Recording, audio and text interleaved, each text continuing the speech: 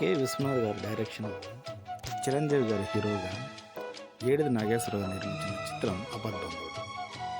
ఈ చిత్రం చూస్తున్న ప్రతి ఒక్కరిలో ప్రతి సన్నివేశం చూస్తున్న ప్రతి ఒక్కరితో మాట్లాడుతారు. అలాంటి సన్నివేశంలో ఒక్క సన్నివేశం గురించి ఇప్పుడు మనం చర్చించుకుందాం.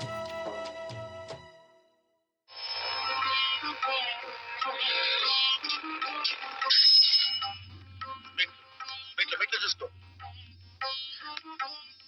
నేనే అంత అదృష్టవంతురాలి మా అమ్మ. ఇది 100వ సారి పరమశివుడు నా గుమ్మంలోకి రావటం.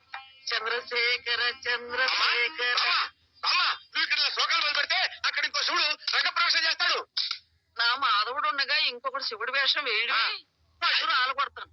నా మాధవుడి ముందు ఏ శివుడైనా దిగదుడిపి వాడెవడైనా సరే గడ్డిపోతు, గుడ్డిగా చిల్ల పెంకు, చీపురు పుల్ల, చింది కాసు. నా మాధవుడే శివుడు, శివుడే మాధవుడు. అదే నువ్వు ఇక్కడ ఉప్పేస్తూ ఉంటే అక్కడ దక్షిణ